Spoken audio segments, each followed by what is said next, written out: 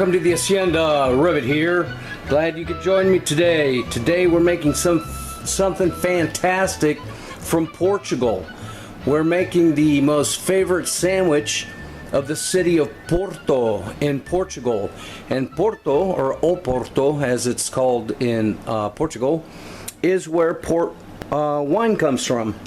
Now this sandwich is unique in the fact that it's served on a shallow bowl and hot sauce is ladled over it, and these are the ingredients for that sauce. As the sauce cooks down, we'll start talking about the ingredients for the sandwich itself. We got a sweet Vidalia onion, a couple hot peppers, cheaters garlic, tomato paste, crushed tomatoes. I've got Vinho Verde, which is Portuguese green wine. That's what it's called, Vinho Verde, which is very tasty, very light. We got some ruby port, and I'm using Yingling's Oktoberfest beer. Why? Because it's delicious. You can use any kind of beer you want in this recipe except a dark black beer like Guinness. You want something light, blonde. I think this is going to be perfect because it's got good body, and we're going to need 3 cans of that. So let's go ahead and get prepped and get going. The Francezinha Sandwich was invented in the 1950s by Daniel da Silva, who was a French chef that emigrated to Portugal, and he wanted to make a sandwich kind of like the croque monsieur that the Portuguese would like, and he adapted it to their tastes. Portuguese people like a lot of flavor, a lot of spices, not necessarily picante hot spices, but they like their food very flavorful. Hence, that's why it's going to have such a variety of meats in it. And this sauce that we're going to make here has a lot of flavor as well. To begin, we're in the hot oil. We are going to saute these onions. So once they start to get translucent, join me. Once the onion's translucent, we're going to add some cheaters garlic. Kind of like that much, the equivalent of 2 or 3 cloves rather, and stir that in, along with a tablespoon of sea salt and a teaspoon of pepper. We're also going to add the chopped up chili. Now, if you don't have a fresh hot chili, you can use red pepper flakes. That's fine. No worries there. Okay. That's smelling really good, by the way. Let's add the tomato sauce. Okay. Let me get a spatula here. Okay. Get all the remainder of that out in there.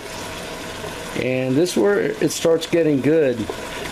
This sauce is ubiquitous to the sandwich, and the sandwich ain't the sandwich without the sauce. And I'm already thinking there's a lot of other uses for this sauce besides the sandwich.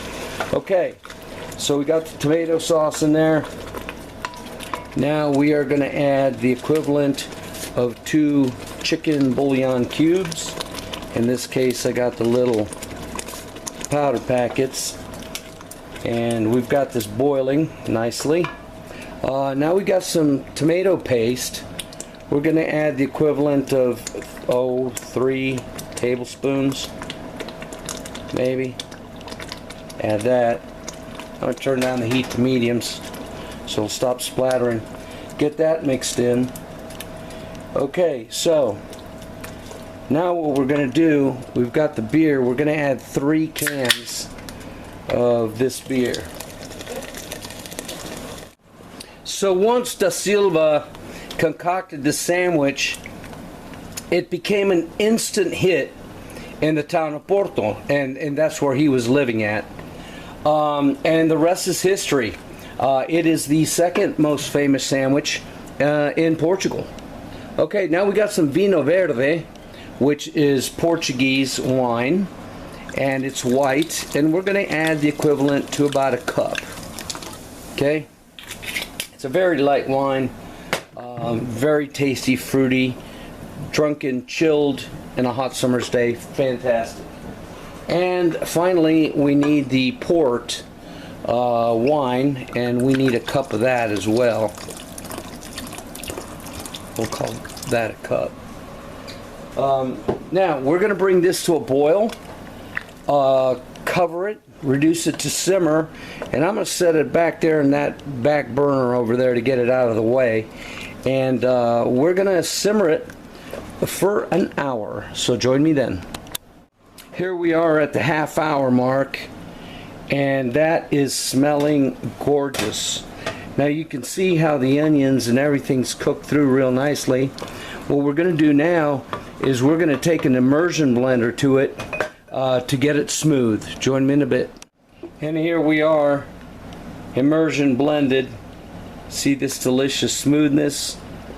Alright, and so you astute viewers wondering what happened to those bay leaves, when I moved it over there closer to the immersion blender, I fished them out. So back over the back burner it goes to keep simmering for another half hour with the lid on again. For this sandwich, we need 2 slices of Texas toast, thick sliced bread, nicely toasted. Let's go ahead and look at the meats. Okay, the first thing we're going to do, one of the meats is a steak, and what we have here is a thin sliced ribeye steaks. Okay, they're boneless, and I'd say they're maybe 1/3 of an inch thick, and we got a skillet here of butter that we're going to melt, and we're going to fry the steak in it. Now that the butter is nice and hot, we're going to take this beautiful ribeye and put it on the butter, and I got some sea salt here, and we're going to season it with that and that only, because remember, that sauce we're going to put on there is, my goodness gracious, good.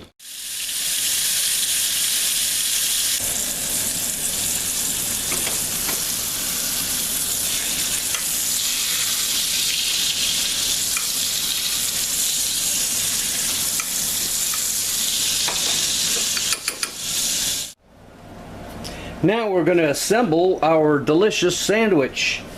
So we're going to start with the bread. Then we have 1 slice of Havarti cheese, and you can use any kind of cheese you want. It's just got to be melty. And in one Portuguese website blog that I saw, they actually use American cheese. So whatever, we're going with Havarti.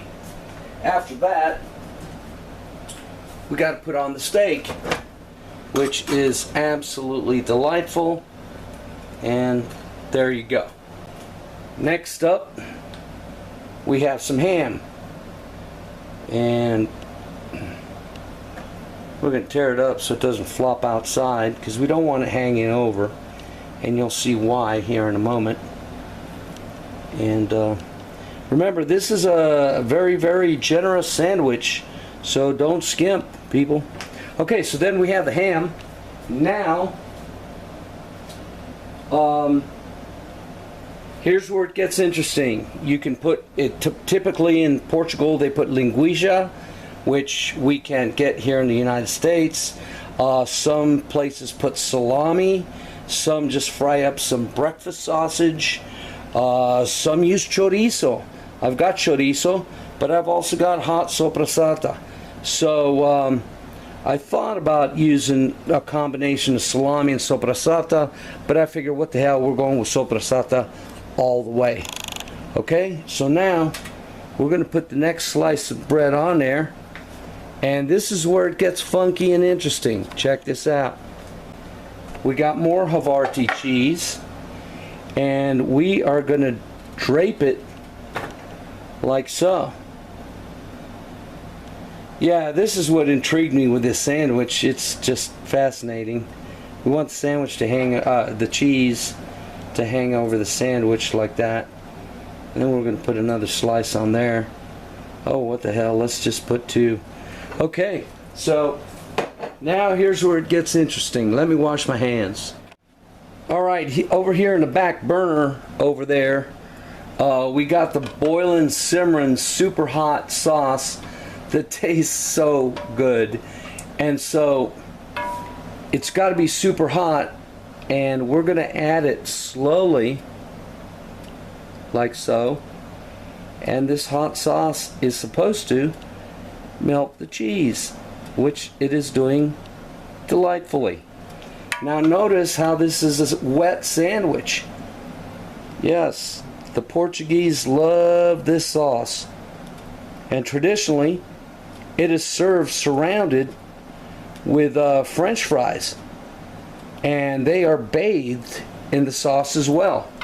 Well, I forgot to buy French fries at the grocery store, frozen anyway, and I thought it would look nicer to show you the sandwich without French fries all around it.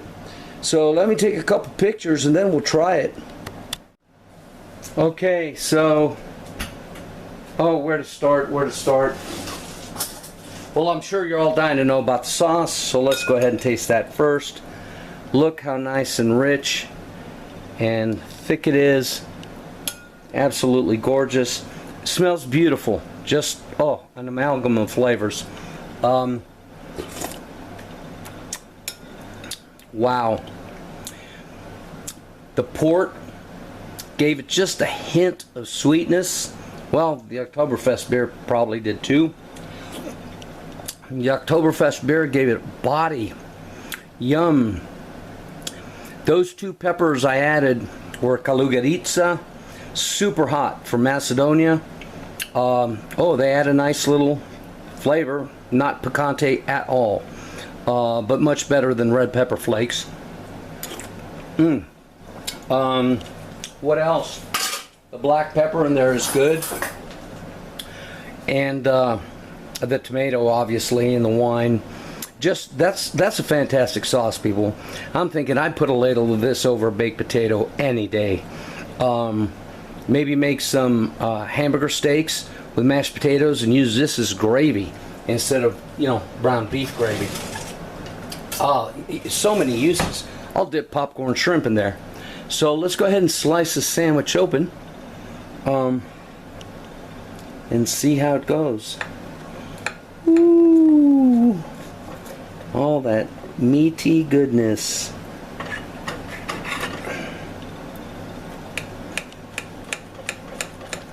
Remember, there's a ribeye in there, people. I want to make this so we can see it. Okay. Can you see all that? Let's zoom in there a little bit. Is it zooming in? Yes. All that meaty goodness. Oh my gosh. And cheesiness. And yes, it's a wet sandwich. So let's go ahead and dredge this monstrosity and stick it in my mouth.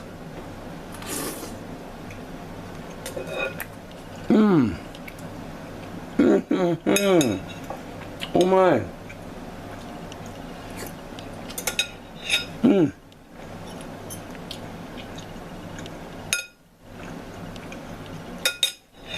I'll be honest, folks. I was wondering if all that meat was too much variety. Oh, hell no. That is a meal sandwich, and I can see where French fries around it would be perfect. That is fantastic. It's amazing how the ham and the steak and the soprasata go so well. And I know for a fact it is the sauce that binds them all together. Without that sauce, it'd be three individuals. The sauce bathes them together. That is a make again sandwich. The Francezinha from Porto, Portugal. Thanks for watching, people. Bye-bye.